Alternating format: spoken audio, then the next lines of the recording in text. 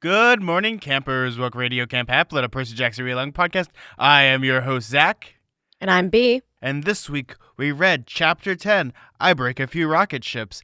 And I gotta say, we were in for a very astronomical experience this chapter with the combat and the chimera. Even though it wasn't a chimera, it was a lion and tigers and bears. Oh my. So this went down a little differently than what I thought, because I thought immediately the Grey Dudes would be there. It seemed like that would make sense, because they're supposed to be like these amazing trackers, and he only ran like 100 feet in the other direction. So I was kind of confused that they weren't the first ones to show up, but I guess they sent their giant lion friend first? They're like little babies, like how they can't hold their heads up for the first couple of weeks and months.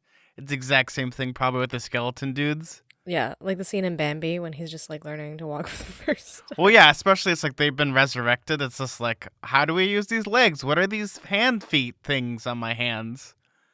Hand feet things. Yeah, I can kind of see that. It's one of those unique chapters where, once again, it's a very short chapter, but a lot of the dialogue is basically in action while things are happening. There's just action and then some dialogue. There isn't really much meat to this chapter because we've gotten a lot of meat the last couple chapters. This might be the filling or maybe the mayo of this little bit into DC, because we get to go to the Air and Space Museum. Percy fights a lot and he uses his brain again, which is a great thing because he figures out how to defeat this terrible lion through kid logic. He does one of those really clever Percy things where he kind of comes up with a novel solution to a problem in the way that only he can, and I think you see that as compared to the sort of problem-solving strategies of, say, someone like Zoe who looks at things as, just a battle to be fought in a direct way, I think, and he just sort of thinks outside the box. Maybe because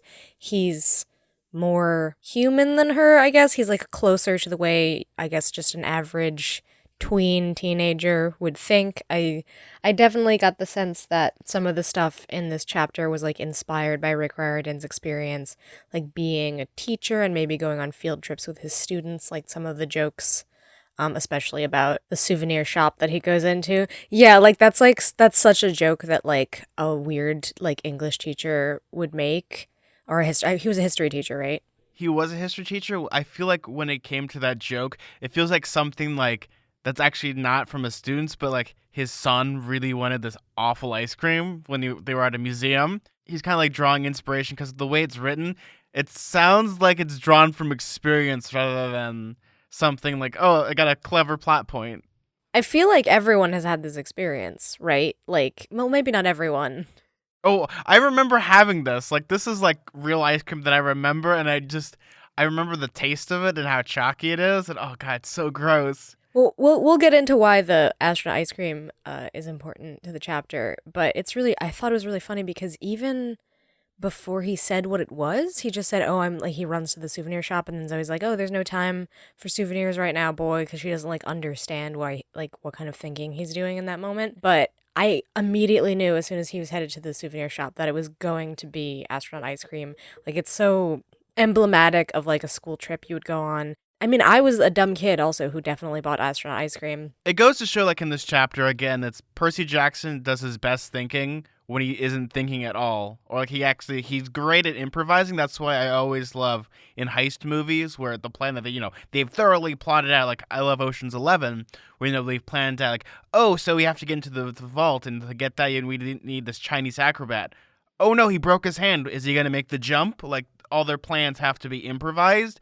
Kind of the same thing here. It's almost like a heist movie where the plan that they originated is scrapped and the plan they come up with on the fly actually really works here.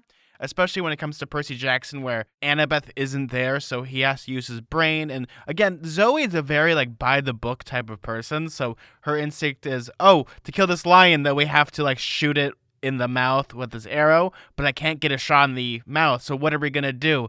Well, we could either have casualties, but Percy decides, oh, we could do this. And she's like, that's a stupid idea, but he still does it. And in the end, it works. Yeah. She doesn't even understand what the idea is, I think, because she sees him go to the souvenir shop and she's like, oh, he's like distracted. Thy Like, boy wants thy custom dog tag from thy space museum. yeah, exactly. She thinks he's like going for a souvenir, literally, which is kind of silly, but Well, you see, they have this new exhibit on did dinosaurs really come from space? yeah. Or you want one of those like one of those like little plastic heads. You like press the button and it opens and closes its mouth. I guess that's more like the Museum of Natural History because they had a lot of like dinosaurs. I'm not sure why they would have dinosaurs in the Air and Space Museum exactly. I could definitely see like those like way too complicated rocket kits that they sell, like different sort of model kits that you have to assemble and paint and stuff. Yeah, I remember in Jewish summer camp, we would go to this place called the Discovery Center. Yes, I did go to Jewish summer camp. It was very, very Jewish.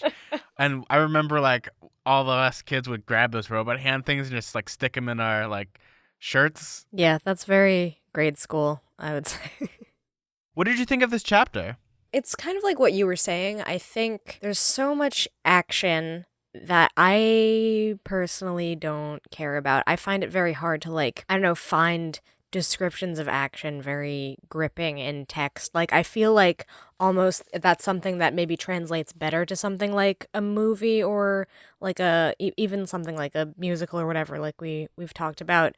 But in text, like something about them like setting up the scene of the museum and the lion jumping on like the different exhibits and they're breaking and things like that. Like I understand that there are like really high stakes happening and I understand that the tension is high and it's supposed to be really fun, but I feel like my imaginative capacity to like think of what is happening in all of like these sorts of battle scenarios doesn't it's not very fun to me because I'm spending a lot of time like trying to like okay wait so he jumped there and then they're jumping down and like I kind of almost was more just frustrated that I wasn't watching it. Like it that seemed more interesting to me. But then like the little bits and pieces of exposition we get with him trying to explain what happened with the like super soldier people who are following him now and all of that stuff, like I thought that was interesting, just his like interaction being added as like this new part of the group in a way that they didn't expect him. And I liked that aspect, but there wasn't that much of it because it was distracted by like a giant lion they were fighting off. Yeah, I know what you mean by that. Like, when it comes to this chapter, a lot of the times when it comes to fight scenes, the biggest thing, it doesn't even matter if it's a visual thing or like you're reading it, is that the idea of you need to understand the space you're working with.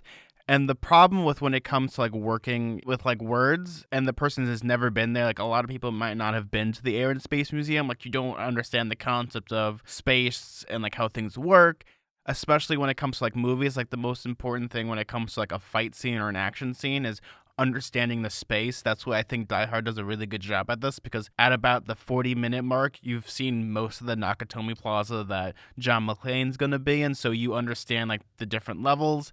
Here it's a little different because, again, it's really, really hard to visualize, like, okay, so there's the Wright brothers plane, but they're not going to explain that it's the Wright brothers plane. They're going to explain all these rocket ships and things, and that's kind of the hard thing about this chapter is the idea of how can you describe a place that you've never been before, but trying to explain it to an audience that might never go to there.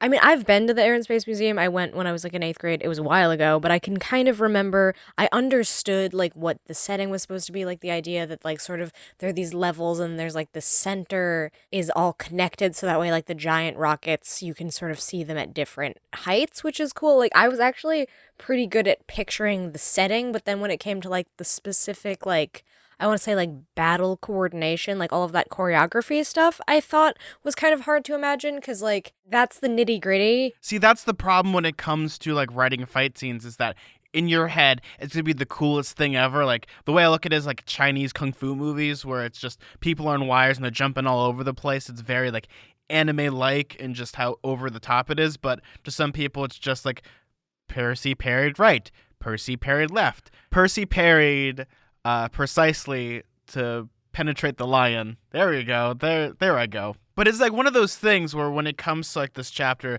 it's very hard to visualize it. I mean, some people, like a lot of kids, do have like great imaginations for this stuff, and other people don't.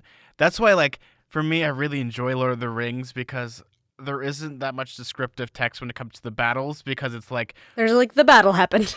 Well, the battle happened, but there's like one of my favorite things in The Lord of the Rings is that they had to depower Aragorn in the movies. They actually had to give him like problems, and he has like, do I really want to be king or not?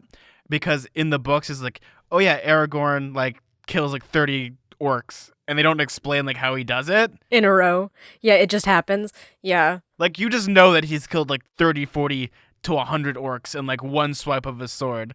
And that's like the problem is like if you have like descriptive text or you have like dialogue, it helps. Like, that's why I love like witty banter in like a movie or something where it's like there's like a shootout, but they're still talking and like they're still having a conversation. Yeah, that's more interesting to me, is the conversation that's like trying to happen during the tense moments. And that's what made this chapter interesting. It wasn't what was actually happening with the lion. Because, like, that they're going to get away from the lion. Like, this is the middle of the book. They're not going to die. There's nothing that serious that's going to happen. This isn't like a boss fight necessarily in the same way that, like, it's a mini boss fight. Yeah, exactly. It's a mini boss fight. It's like this minor sort of obstruction to what the plot moving forward, but you know that they're just really beginning on their quest when you're thinking about it, because Percy has just recently been added to this group of people that he probably should have been a part of to begin with. So, like, I know that the stakes are like supposed to feel high. They're not super high. You know that they're going to be fine. Something serious probably isn't going to happen.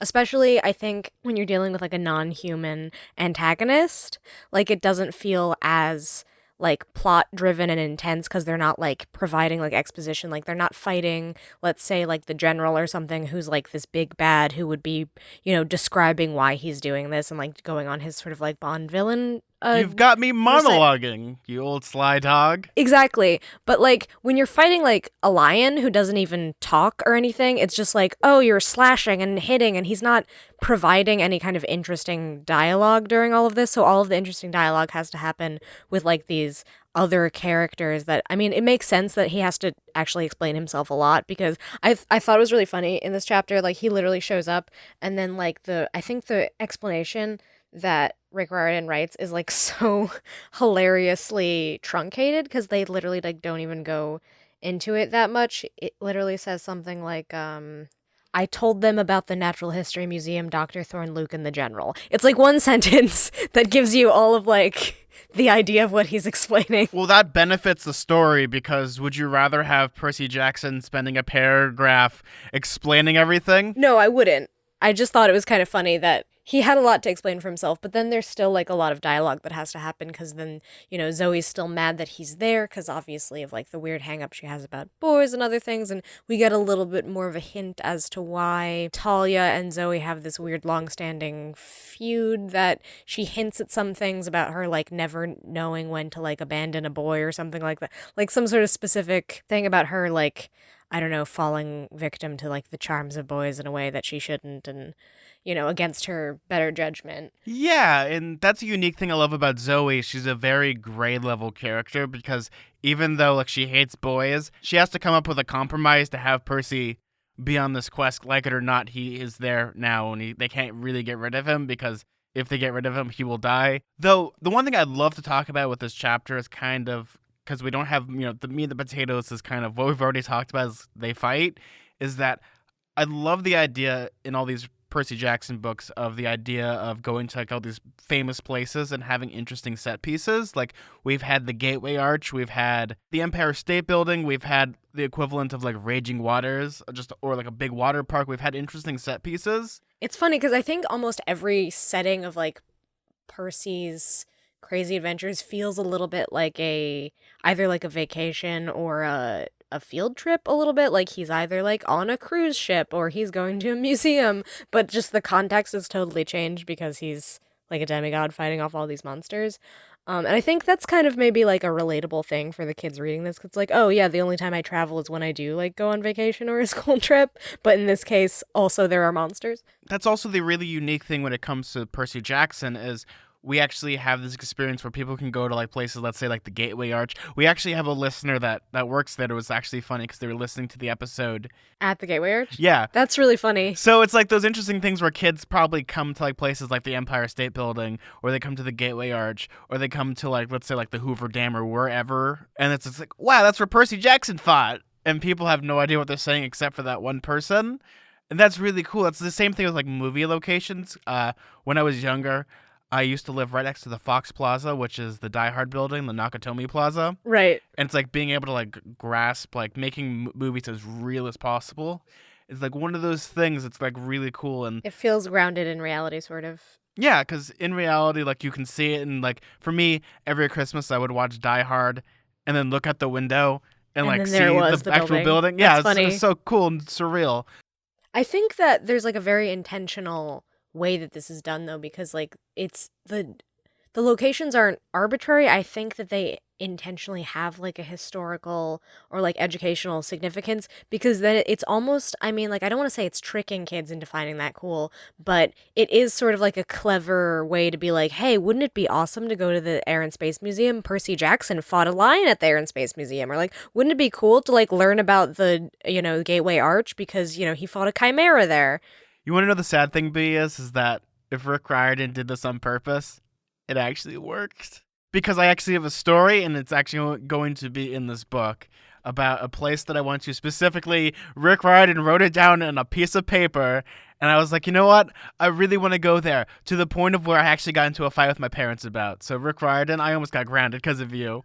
That, oh my god, I bet that that literally was his plan. I mean, not his sole plan, because I do think, I mean, we've talked about this, like the urban fantasy aspect of these books. Like he's trying to also ground it in like specific emblematic locations in America, so it makes sense that he would go to like landmarks and museums and things that people would recognize. But I do think that like it's kind of intentional, like the educational aspect, like, oh, we should go to the Air and Space Museum, we should go to the Empire State Building. Like he sort of contextualizes those things in like a teaching moment, almost like, oh, like you can go there because Percy, but also you can learn things while you're there too. What also benefits that this whole book series is pretty much like a gigantic like road trip every book. First book, it's a road trip. New York to California, you pretty much take Route 66.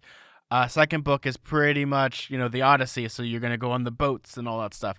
I'm not going to spoil anything for this, but when it comes to this, it benefits it because maybe a not skilled author might have just said it only in New York or only said it in a specific place like the West Coast or East Coast, and those are the only places you're going to go to. But here, the one great thing about Rick Riordan is it's a very global, or I guess national feel to it, where Percy Jackson could be anywhere.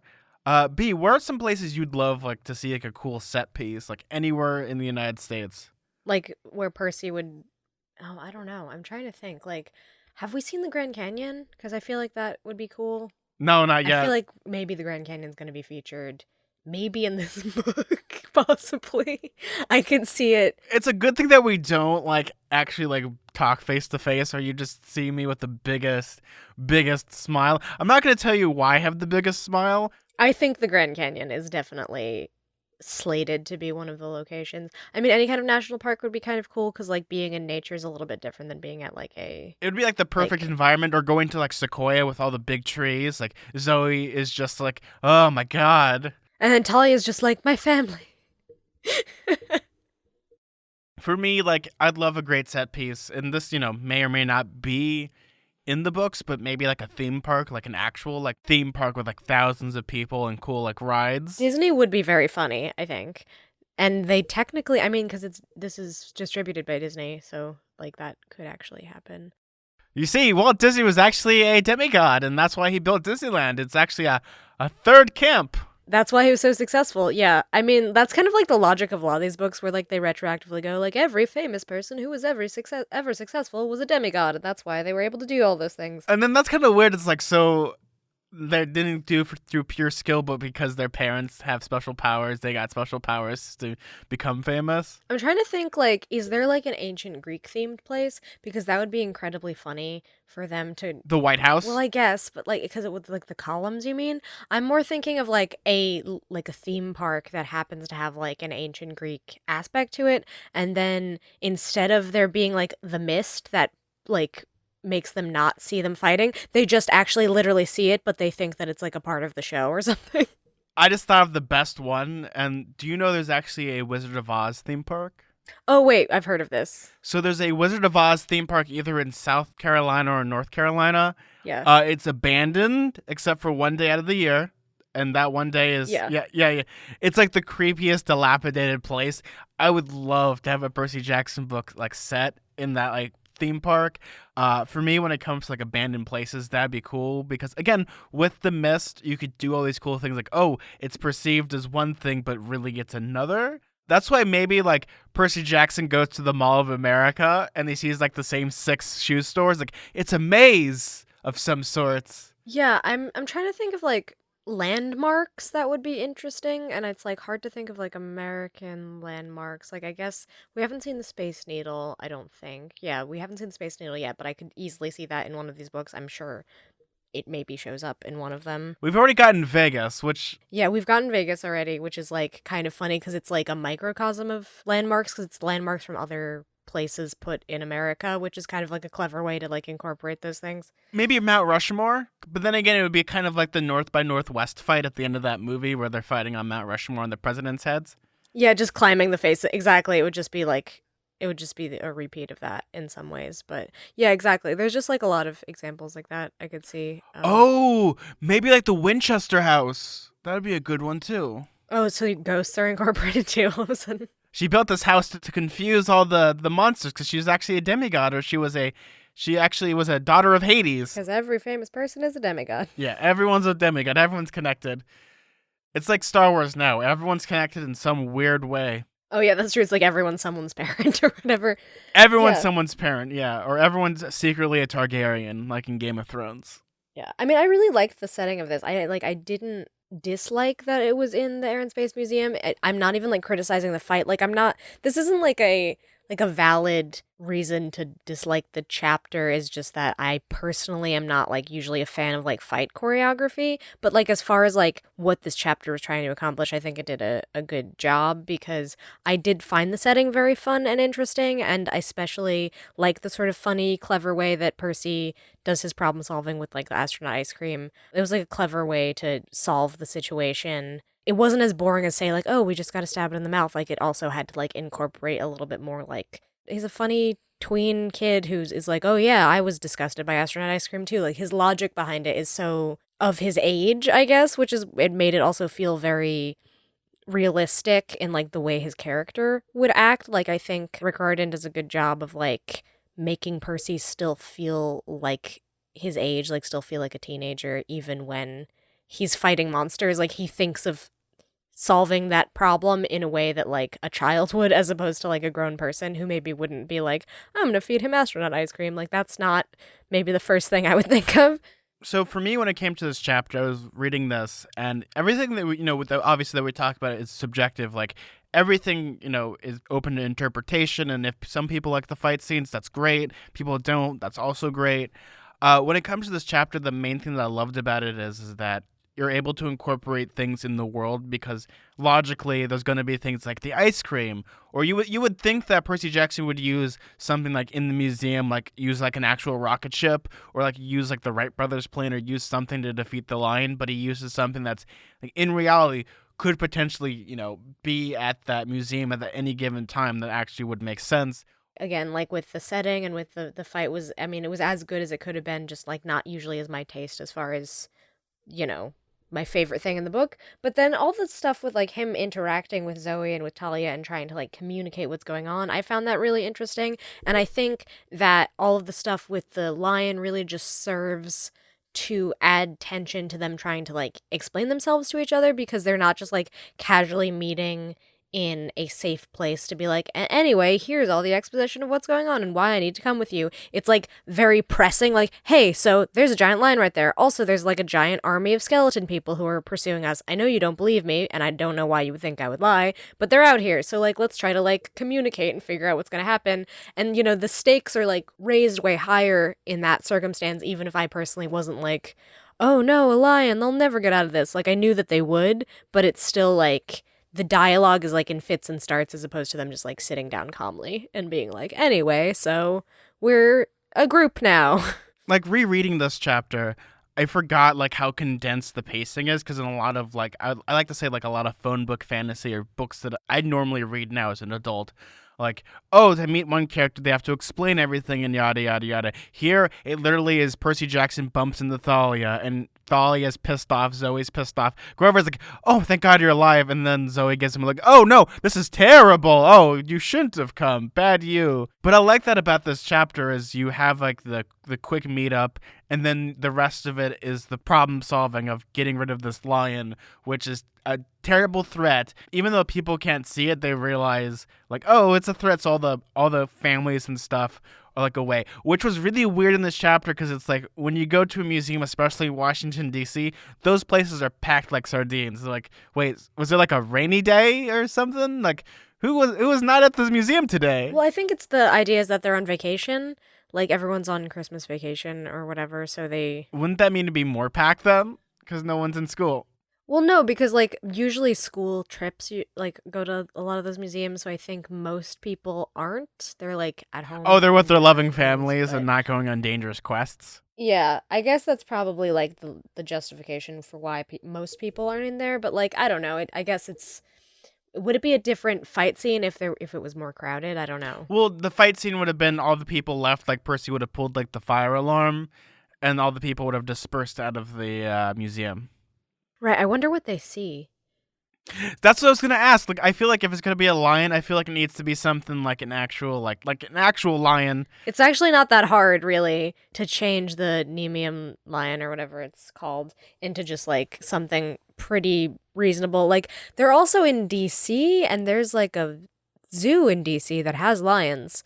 So I think it's pretty believable that a lion would somehow get out and get... I mean, it's not believable, but it's sort of more within the realm of reality. Within the rules of the mist, people are gonna see things that they perceive to be like actual, like normal or at least plausible. So maybe just like a regular lion. Then it's funny because you see a kid like fist fighting a lion. Fist fighting, just punching a lion in the museum. Okay, here's the set piece: a bunch of like old ships, old rockets, old airplanes, and you have this 14-year-old kid like punching a lion with a pen. Yeah, or I guess hitting it with a stick, right? Because that's the equivalent of his sword. Or maybe it is a sword. Like, I don't exactly know what the mist hides. Like, is it believable that he would have a sword? Is he shooting the lion with the gun? Like, what? What does this look like? I mean, I do think that they see a lion, right? It's almost funny to think about like Percy Jackson like with a stick, like off, like you see off to the side, beating a lion. That is the funniest thing you could possibly think of. And the lion's just like annoyed. It's pretty funny, honestly. Like a 13-year-old beating a lion, or like 14. I keep forgetting what age he is. Whatever, 13, 14. There's no difference. The only thing that's different is his voice still cracks. Everyone froze. I heard a growl so loud I thought one of the rocket engines was starting up. Below us, a few adults screamed. A little kid's voice screeched with delight. Kitty. So they're seeing some sort of feline creature, right? Yes, they probably are. Maybe like the kid sees like in the animated version of the Lion King, like you see like Simba, Scar, Mufasa. I don't know. He's saying kitty. Maybe he's seeing like Sully from Monsters Inc. And good old fashioned Percy is Mike Wazowski. It's like, look, I'm in a fight. Put that lion back where it came from, so help me. That's actually a good example of what we're going to talk about is the idea of you have like a setup and then you have a payoff. Here, it's the idea of the setup is, they're in this weird, wacky place and Percy Jackson goes to the gift store. That's the setup. The payoff is what's in the gift shop, the ice cream. It's pretty smart of him. Well, yeah, it's such a great idea because here's the problem that they're faced with.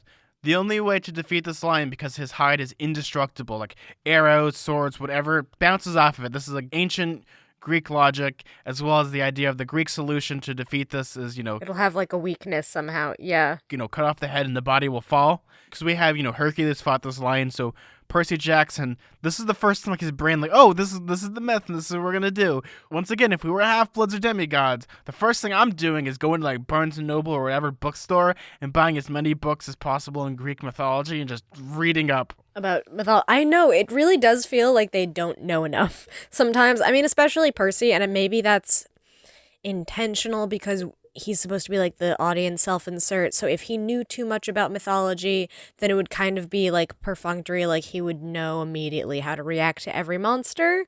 I mean, that's sort of to some extent Annabeth, but Annabeth is both. She's a good fighter and she knows a lot about mythology, but she's taken out of the equation in this, so I think that maybe that's like an intentional plot point. I mean, obviously there's a lot of reasons that Annabeth is taken away in this book, but I think it makes it interesting problem solving wise with Percy because he doesn't have someone who's like as great at strategizing, so he himself has to like figure it out, and he doesn't have Annabeth there to sort of provide the context to say, oh, well, that's the Nemean lion which was fought by Hercules and blah blah blah blah blah, and its one weakness is this. Like, he doesn't have that kind of wealth of knowledge that she has, so instead he has to like just figure it out through context clues, and that's us as an audience for the most part, unless you like know mythology, I guess, which I mean, I think probably a lot of kids reading this know more about mythology than either of us. So Actually clever to have it this way of having Percy Jackson picking up the context clues of defeating this lion, because you can't just use your might to defeat this lion.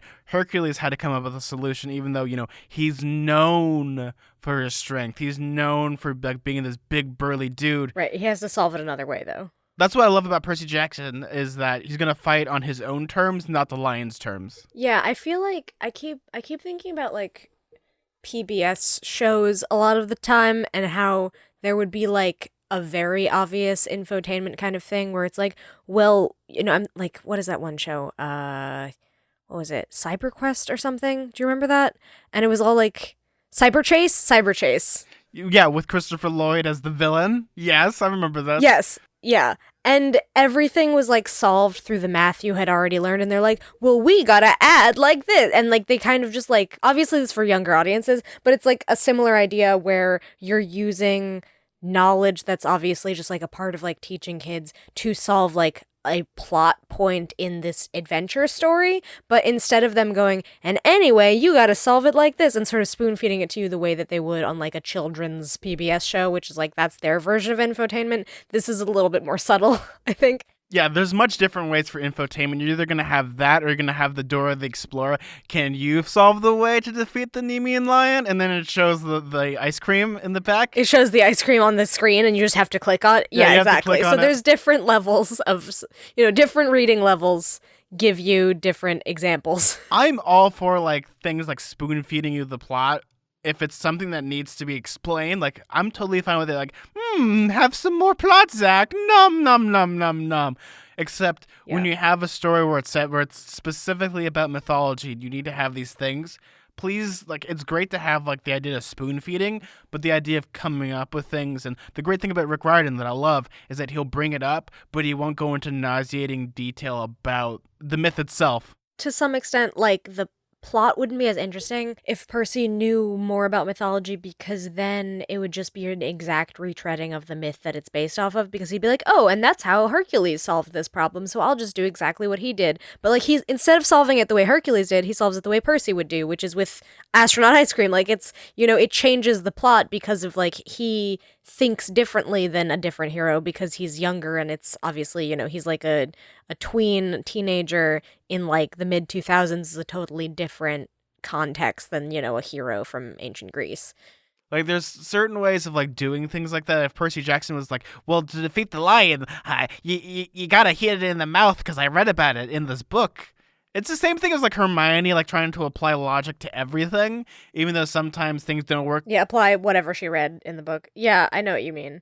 Yeah, I like that Percy's unique in that way, though. He doesn't just do exactly what you would expect. And that's why Zoe doesn't understand him, I think. Because Zoe is very, like, just, okay, well, we're gonna fight it the way we always fight things. She would never, ever think of doing something like getting astronaut ice cream and throwing it into the mouth of the Nemean lion.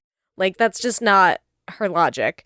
Her logic would be, what? There's frozen ice cream? I remember when ice cream was invented back in the old day. I remember when Coca-Cola was only a nickel. Yeah, that'd be such a weird detail if Zoe somehow talked like a grandma, but instead, well, she is. She exactly talks like a grandma. Is, though. She doesn't talk like a grandma. She talks like she's from thousands of years ago instead of like... Yeah, so she wouldn't understand, what is this cream of ice you speak of? The cream of the ice. Yeah, the cream of the ice, or the cola of Coke. I am a fan of this. Another.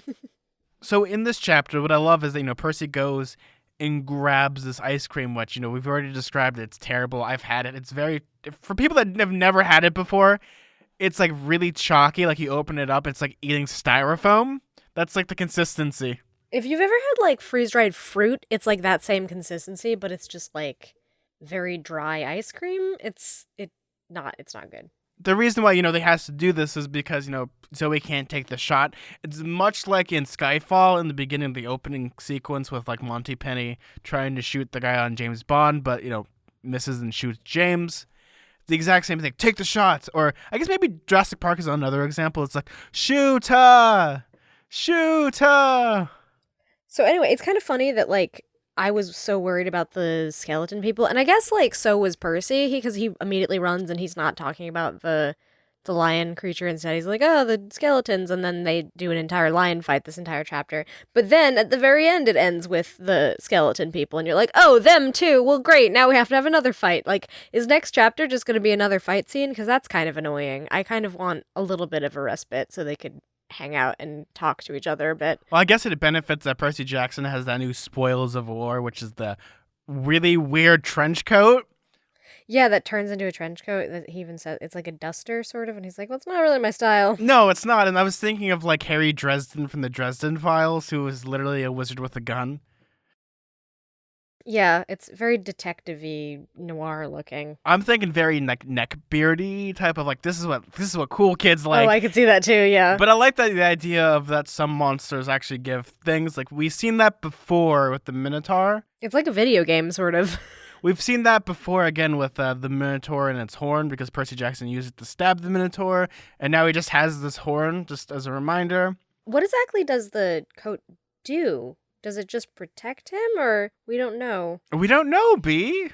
Ooh, we don't know. We just know it's a lion pelt. The same pelt that Hercules has. I mean, I imagine that it would be like armor, because that's what it functioned as on the lion. Is it was kind of like armor. That's a possibility, B. We don't know what it does. For all we know, it like turns Percy Jackson into a lion. But that's kind of like this chapter a little bit of having, there's just plenty of action and plenty of questions that aren't really answered. Because I guess the big plot point that is answered in this chapter is that Zoe is going to let Percy go on the quest. Yeah, that's basically it. There is a little tiny bit of stuff we learn about Talia. You never had any wisdom when it came to boys, Zoe scowled. You never could leave them behind, is like the only little bit of exposition we get about the Zoe Talia beef that is going on. So there's something going on.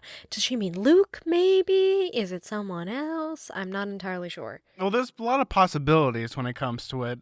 We just get a nice little like kernel of exposition, just enough like, oh, maybe there might be some more to this than we thought. Because to a general audience, the way with, again, how we read these books, like we really like dissect things, but this might be the first clear hint that something might have happened in the past, really? Yeah, I mean, we had an idea that they had a history, but we didn't know the extent of it. If it was just literally like, you campers versus the hunters, like they just have like kind of this rivalry that is maybe not based in reality, but there's something else going on that happened, obviously, that we don't know. But yeah, I mean, that's like pretty much it. That, and then like, first we start off with Zoe being like, oh, absolutely not, you can't join us, but then she basically concedes and says, we go together. I stared at her. But you said, you are part of this quest now, Zoe said, grudgingly. I do not like it, but there's no changing fate. You are the 5th quest member, and you are not leaving, and we are not leaving anyone behind. Because again, that's in the prophecy. They are missing a person. They left without a person, which was probably bad on their part. But now they're 5 people again. Do you think that if Percy went with all of them to begin with, that their friend wouldn't have been poisoned by a shirt? Possibly, yeah, maybe. Or no, because the idea of them giving them the shirt is because like Phoebe had a problem of like breaking people's legs, and this was kind of like the Stoll brothers' idea of revenge, like an eye for an eye. Revenge, yeah. So I guess it just had to happen this way, because I don't know. I don't exactly know how fate works. If you like, as long as you follow the prophecy, then then life doesn't adjust itself to that, or did it have to happen this way? I'm not exactly sure. That is another conversation for another time, because I feel like we'll be here. Yeah, that's like a whole complicated question about how the Oracle works. Yes, and it's also the idea of, is fate, set in stone, or can you make your own fate, or can you make your own destiny? Yeah, as long as it fits the prophecy in, like, to the letter, does it matter how it happens? And, like, would it have happened differently, or was everything all predetermined to begin with? Hard to say. See, that's like one of those big philosophical questions is like the idea of fate and like what can we do with it? Can we change anything? It's very Terminator and Terminator 2 ask if can we change the future? Can we do all this stuff? Like Yeah, or are you just destined to, you'll cause the future by trying to prevent the future kind of thing. so B, speaking of coming up with the fate, what is the name of the next chapter? Chapter 11, Grover gets a Lamborghini. That's interesting. I guess Grover gets a Lamborghini. I mean, I don't know how that could mean anything else. Oh, Mamma Mia. Here we go again. From whomst? I do not know. They do need some sort of way to travel. Thank God that Grover's getting a Lamborghini. What if he got like a Fiat? Like a little like smart car? Beep beep. Ball up in the back, I guess? I don't know. Well, hopefully Grover gets some good gas mileage on that Lamborghini. Or if he crashes it, every person that loves cars is going to cry. So I guess they have to, like, escape these guys, because I don't think there's going to be another fight scene. I think that's, like, too close together, two fight scenes. Like, it would be kind of redundant if they just have another battle. I think they're obviously going to, like, make a run for it. And the Lamborghini, I think, will factor into that. Like, oh, they need to get a new car that can't be recognized. And then we're going to have the set piece like in Terminator 2 where, like, they're driving the Lamborghini going really fast and the skeleton people are, like, right behind them. Like, they just don't tire. Oh, it's like It Follows. They just, like, keep following you. I think I already talked about It Follows last episode because that's what it reminds me of. Just, like, this sort of persistence predator. Yeah. Horrifying. Well, that's the point. And because they're undead, they don't have... I think that's kind of like the point because, you know, they're undead, so that means they don't tire, they don't sleep, they don't eat, they don't age. Thanks, I hate it. Oh, it's perfect. It's scary. It's a perfect villain. So, B, did we get any messages this week? From a listener who says, "Hey, I love this podcast. PJO is, like, my favorite series of all time, and I love being able to read it for the first time again, kinda, through B. I have a question. I know you said you'll be doing this till you die, which is amazing. I need this podcast in my life. But does that include the Rick Riordan Presents imprint? Just wondering. Spoilers. Not really spoilers. Zach, what do you prefer, the third-person point of view of Heroes of Olympus or the first-person point of view of Percy Jackson and Olympians? And in general, what's your favorite book? And sorry if you've already answered this. Where have you read up to? Anyway, have a great day. Bye." So to answer your first question, we are going to be doing all the Rick Riordan Presents books. It's just going to be like 80 years from now. So it's been 1,000 years. If someone could email the show and say if they connect to the other PGO books, like that's kind of like one of those things. If not, maybe we might review it as like a standalone book because there's so many of them. And if they, Yeah, maybe instead of doing chapter by chapter, we could do like book by book. So yeah, I think probably like the main Percy Jackson stuff involving kind of anything connected to that specific universe would make sense for us to do chapter by chapter, but maybe like the more tangentially related stuff would be like book by book. But we'll kind of cross that bridge when we come to it. Because I just don't know, and I just don't have time to like read like the entire book and like kind of like come to that call if I want to read it or not. Plus, if I have a chance to read it, I can't really talk. I would be able to talk about it, but I'd be able to talk about it in a much different way than reading it fresh. So it's like one of those things of just yes, no. Because there's a lot of them, and I've heard good things about every single one of them, and I really, really want to read them.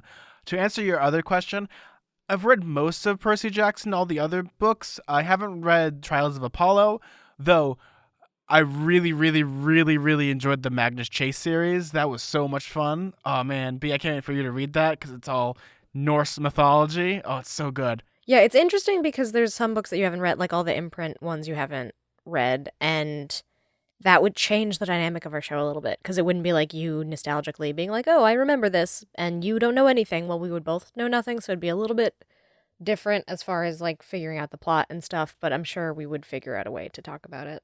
Yeah, it's kind of like one of those things where I want to read them, not just because I don't have time to read them, but because I want to save them for the show and I might end up saying something about it. Or maybe it might be something that we could do for a Patreon if someone wants to sponsor it. That would be something we could consider doing is for the Rick Riordan Presents because there's so many of them that they're being like released like I think 3 a year now. Because I think it was 1, then last year was 2, and now it's going to be 3, and they're all different. To answer your other question, I guess what my favorite book is. Ooh, that's hard because for me, shoot. I'm guessing this is a favorite book in general or a favorite book in Percy Jackson. I guess for Percy Jackson, it actually is The Titan's Curse. I also really do enjoy The Sword of Summer. That's the first Magnus Chase book. To answer, I guess, my favorite book, Ooh, that's hard. I'd have to put like series, The Name of the Wind by Patrick Rothfuss, Something Wicked This Way Comes, To Kill a Mockingbird, so on and so forth. Yeah, it's the normal things that I like. But it's an interesting. Do I like the first person versus third person? Well, the problem though is we still don't know what the narrative style of Percy Jackson is. Yeah. What is the narrative style of Percy Jackson? It's third person, right? Funny you bring that up, B, because we actually got an email from another person talking about the narrative style. So here's the email, and this is from Ivan. It says Percy Jackson's narrative style. It's first person, past tense, and limited. I swung my sword is first person. You swung your sword is second. And Percy swung his sword is third. It's all about who the narrator is talking about and if that narrator is a character in the story itself. Percy is both the narrator and the protagonist, so he's talking about himself. That's first person. Percy's talking about his experiences after they happen, making it past tense, and he has no insight into the minds of other characters, indicating he's limited in perspective. A telepathic person able to hear other people's thoughts would be closer to an omniscient narrator. Love y'all podcast. Keep doing what you're doing. That was very helpful. I think I always had a problem trying to parse what different narrative styles are. But yeah, that makes a lot of sense. We got another email from Sean, who says, "Hi guys, my name is Sean. I'm 10 and I love your podcast. You probably won't read this. We are right now. But I love your podcast and the series. My older dog's name is Hercules and my small dog's name is Zeus. I think you're amazing and awesome people. You guys always make me smile and laugh when you get so deep in a line like, when we walk through the door, Zach, whoa, deep metaphor. I'm a child of Zeus and I love D&D, art, and reading. I've read all the Percy Jackson series and my favorite book is Mark of Athena. Please don't stop your podcast. I listen to it every night to get to sleep and always wake up to Good Morning Campers. Also, I went as Jason Grace for Halloween. P.S. I think you guys should read a really good book series called Wings of Fire when you finish reading Percy Jackson / Rick Riordan series. I'm not asking for a podcast, just try to read it if you can, and you should read the Percy Jackson graphic novels. Those are some good recommendations, and thank you for your kind words about our show. Wings of Fire, funny enough, I've actually read because one of my best friends, his brother, who's in that same age grade of those books, is reading it right now. So I was like, oh, I'll help you read them for the book report. They're good. What kind of book is it? Dragons. Dragons? Oh, dragons are cool. That's pretty much it. It's dragons. Like, I can't really give like a full in-depth review because I've only read the first book, but it was what I read I liked. That sounds good. I don't normally read a lot of fantasy, but the problem though is like I think I'm so turned off of reading books about dragons since Aragon. But thanks so much, Sean, for that. We'd love to actually see that cosplay if you did of Jason Grace. I think that'd be a lot of fun. Yeah, that'd be awesome. You don't know who that is yet, B, but you'll find out. I don't know who that is. Maybe in 80 to 90 years. 80 to 90 years, I'll finally be like, that's a cool cosplay. And then everyone will be like, what's a cosplay? The apocalypse is coming. So we did get one more email where we saved the best for last. It says, a bit of appreciation, and this is from Madison. Hey, Zack and B, I just wanted to say, for all you're doing both for the Percy Jackson community and for me on a personal level. I know this isn't the typical email you guys get, and writing an email like this is really out of my comfort zone, but I thought you guys deserve to hear how much you both do for this podcast and helped me recently. For the last few months, I've made addressing my mental health a priority, and through such things as being diagnosed with OCD and anxiety. I don't know if you guys have been watching the news lately, but for the past few weeks in Seattle, we've been hit with the biggest snowstorm in the past 20 years, basically creating an apocalypse-like mass panic. As a result, I've been trapped in my house, unable to drive for the last week, which has created not only cabin fever, but increasing my anxiety and OCD tendencies tremendously. Today, after finding out we're due for another 6 to 8 inches of snow tonight, I suffered a panic attack, realizing that I've been trapped inside for the last few days. I needed to get out of the house and calm down, so I grabbed my tallest snowshoes and headphones, figured that music would do the trick. It didn't. Instead, I was left shuffling on the side of the road, crying and hyperventilating. Then I realized I hadn't listened to last week's episode. I decided to play your podcast. The effect was almost instantaneously. I felt my heart and breath slowing down and my head clearing up. Within 5 minutes, I was laughing at both of your antidotes and found myself walking around, not to stop the panic, but to listen to the rest of the episode. Having you guys here during those panic attacks makes me feel like I was just hanging out with my friends, something I haven't been able to do for a while due to the weather. And even though I've never talked to you guys, I do consider you both my friends at this point. Is that weird? No, that's not weird at all. This isn't my first time your podcast has helped me. I've listened to it in times when my OCD has been acting up while driving, and times when I felt incredibly lonely. This is the first time I've used something like this for a panic attack. However, I just wanted to let you know that you're making a big difference.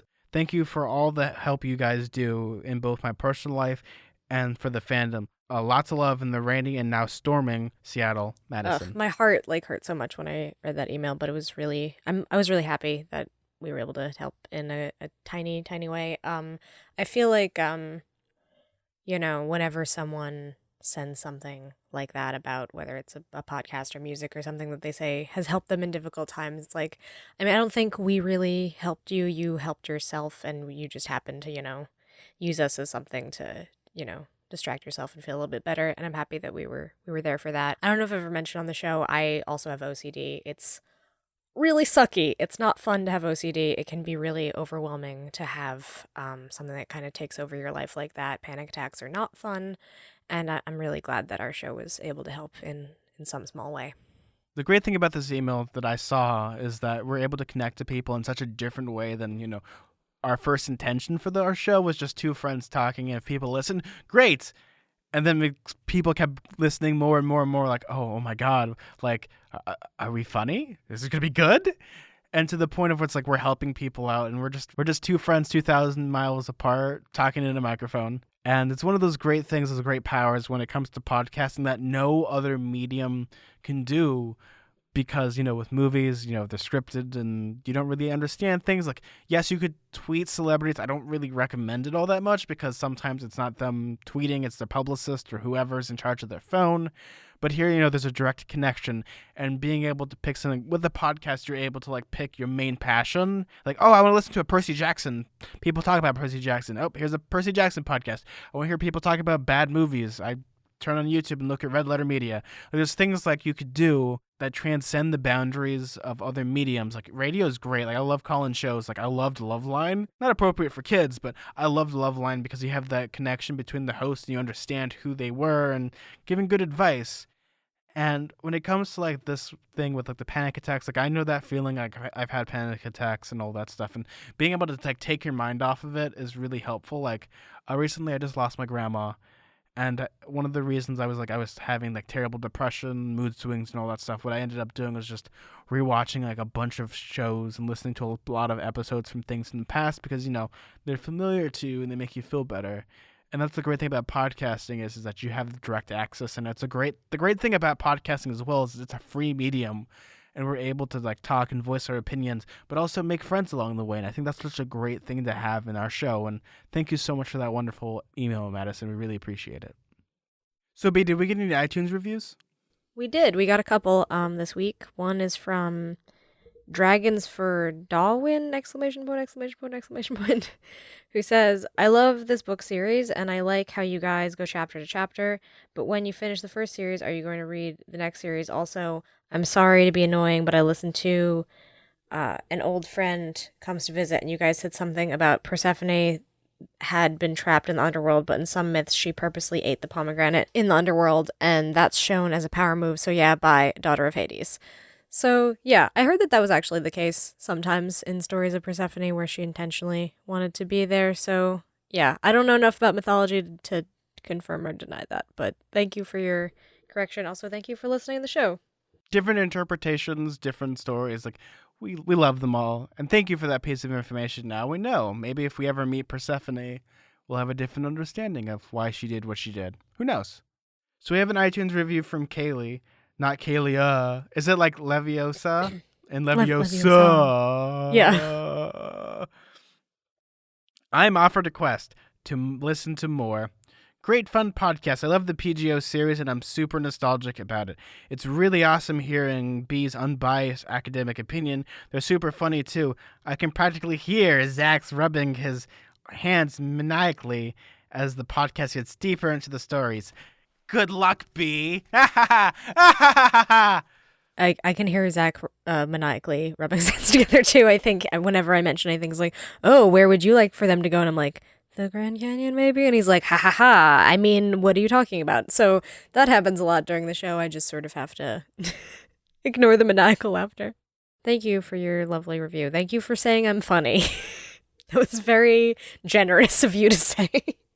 Then there's one other review we got from Olicon242B, who says 10 million stars. I don't know how to read that number.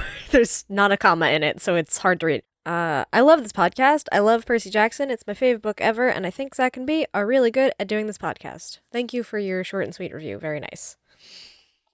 10 million stars is pretty good, I have to say. I don't actually know how many zeros is in that number, but it's a lot. I think that kind of wraps up the show this week, B. So, B, where can they find you? You can find me on Tumblr at twinpoetry.tumblr.com, as well as Twitter and Instagram at bkellygorman. And if you want to find me, you can find me at Suda41, that's SUDA41. If you want to follow our show on Twitter, that's at halfblood_radio. If you want to email our show and send us any more amazing Iris messages, you can email us at radiocamphhalfblood@gmail.com. We also have t-shirts available at TeePublic, so go to tpublic/radiocamphhalfblood. And you'll find some cool shirts. Hopefully, you get people are still submitting for our shirt contest. It's still available. We're still doing it. It's going to be awesome. There's awesome submissions right now. Yeah. Send all your ridiculous posts about horsing around, about, I don't know, Pfeffernuss the hedgehog, Rosie the dog, any kind of absurd joke we've made about Percy. Well, I'm Zach. I'm B. And keep staying mortal for another year. Thanks, guys. Bye. Bye.